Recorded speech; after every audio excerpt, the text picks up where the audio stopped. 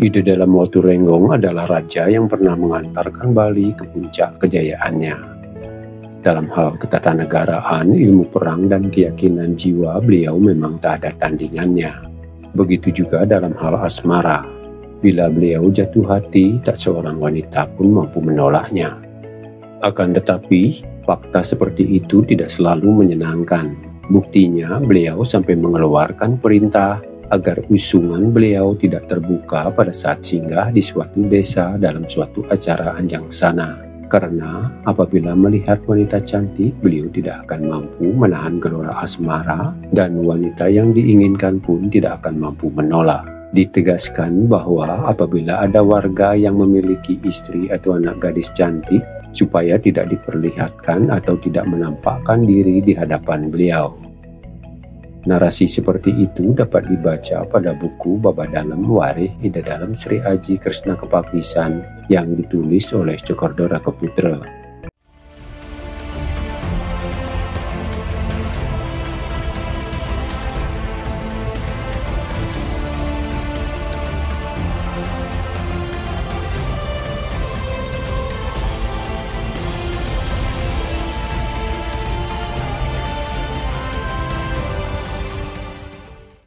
Ide dalam Watu Renggong mempunyai dua orang putra, yakni Ide Dewa Pemahyun dan Ide Dewa Dimade, yang kemudian lebih dikenal sebagai Ide Dewa Anom Segening karena lahir dari seorang ibu yang merupakan putri Dukuh Segening.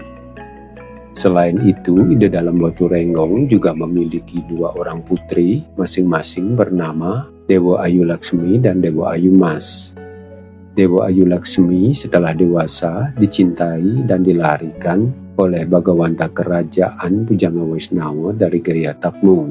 Sedangkan Dewa Ayu Mas yang lahir dari perkawinan Ide dalam Watu Renggong dengan putri Kidukuh Suladri kawin dengan Garbajate yang kemudian diberi gelar Pungakan Den Bencinga. Ada juga cerita bahwa Ide dalam Watu Renggong mempunyai putra yang bernama Idewa Ularan. Putranya ini ikut serta ke Den Bukit pada saat Kiai Patih Ularan diminta meninggalkan Gel-Gel menuju Den Bukit oleh Ide dalam Watu Renggong karena bersalah memenggal kepala Raja Blambangan. Di Den Bukit, keturunannya yang bernama Idewa Ketut Urah Ularan mengalami masalah berat sampai menimbulkan bencana. Keadaan itu dapat ditanggulangi atas bantuan Bende Sebraban dan sebagai hadiah berdasarkan permohonan yang bersangkutan, Idewa Ketut Urah Ularan memberikan putranya yang masih dalam kandungan. Istri Idewa Ketut Urah Ularan yang dibawa ke Braban kemudian melahirkan seorang putra yang diberi nama Idewa Bendese yang selanjutnya melahirkan keturunan yang tinggal di Nyitdah, Gel-Gel, Pandak, dan Kekeran. Selain itu, Ide dalam Watu Renggong juga disebutkan memiliki seorang istri sedang hamil yang karena suatu hal diceraikan oleh beliau. Istri beliau ini kembali ke tempat asal ibunya di Bangli dan melahirkan seorang putra.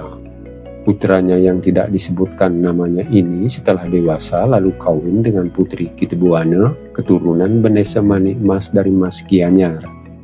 Keturunan selanjutnya kemudian bergelar Ki Tebuana dan kebanyakan bertempat tinggal di Bangli.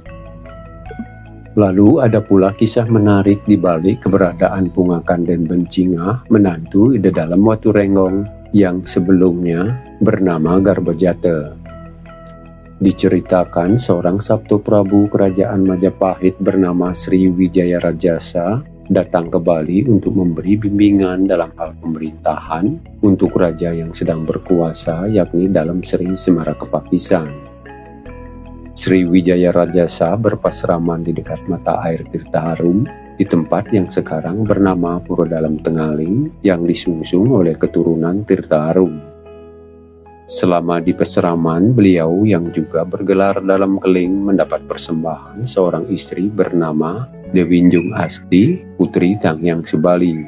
Seorang putra yang kemudian dilahirkan oleh Dewinjung Asti ditinggalkan di Bali ketika Sri Wijaya Rajasa kembali ke Majapahit.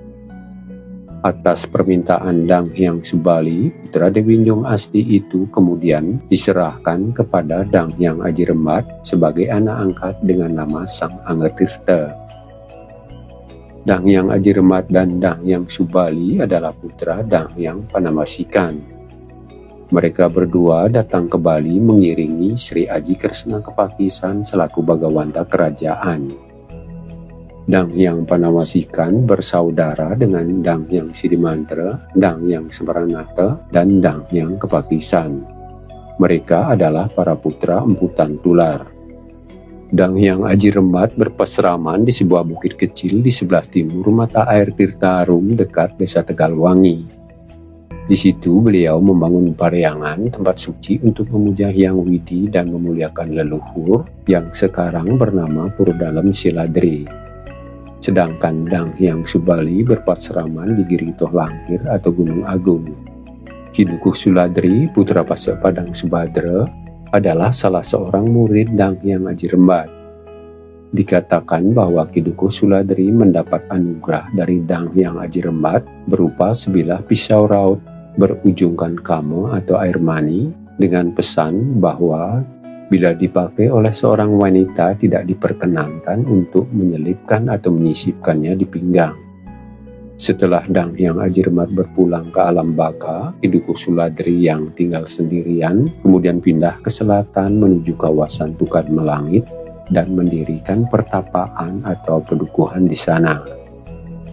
Pada suatu hari, ketika Ide Dalam beranjang sana ke sekitar wilayah pedukuhan Dukuh Suladri, tiba-tiba turun hujan lebat yang membuat semua rombongan mencari tempat berteduh. Ada salah seorang dayang yang bermaksud mencari daun pisang untuk dijadikan payung, dan untuk itu ia meminjam pisau kepada Ki Dukuh Suladri. Karena tidak punya pisau lain, Ki Dukuh Suladri terpaksa meminjamkan pisau yang dulu dianugerahkan oleh Dang Hyang Ajiremat.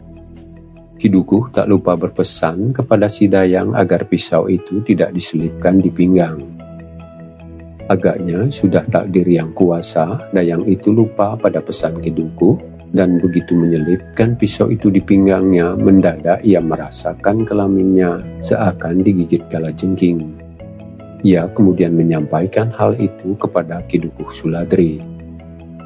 Mendengar penuturan pelayan atau dayang, Ki Dukuh Suladri lalu meminta kepada dayang agar tidak kawin karena ia sudah diperistri oleh Dang Hyang Suksma, dan Ki Dukuh Suladri berjanji akan memohon kepada Dalem.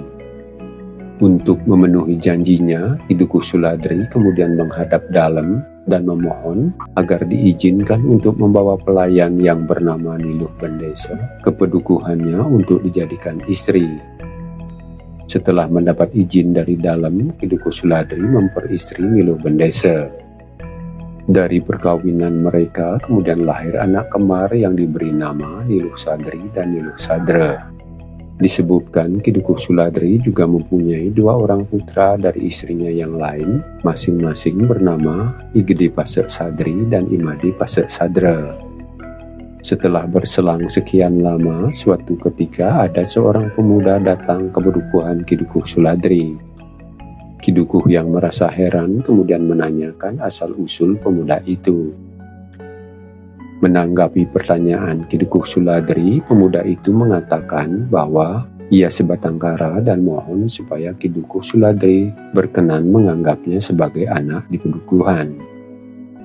Ki Dukuh Suladri yang siap memenuhi permohonan pemuda itu mendadak mengurungkan niatnya karena tidak mendapat persetujuan dari putrinya. Ternyata pemuda itu adalah Sang Angetirta, putra angkat Dang Hyang Ajiremat. Disebutkan Niluh Sadri, putri sulung Ki Dukuh Suladri, kemudian jatuh cinta kepada Sang Angetirta. Mereka kemudian kawin dan melahirkan seorang anak laki-laki tampan yang diberi nama Garbajata.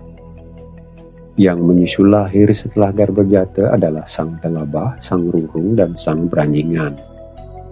Sedangkan putri kedua Ki Dukuh Suladri yang bernama Niluh Sadra diperistri oleh Ide Dalam Waturenggong dan menurunkan seorang putri cantik bernama Dewa Ayumas. Setelah dewasa, Dewa Ayumas ini diperistri oleh Garbajata, sepupunya dari pihak ibu. Garbajata yang menjadi menantu Ide Dalam Waturenggong diberi tempat tinggal di Gel-Gel di sebelah utara keraton Swecapura dan bergelar Pungakan dan Bencinga. Demikian mengenai para putra dan menantu Ida Dalam Waturenggong. Semoga bermanfaat. Rahayu.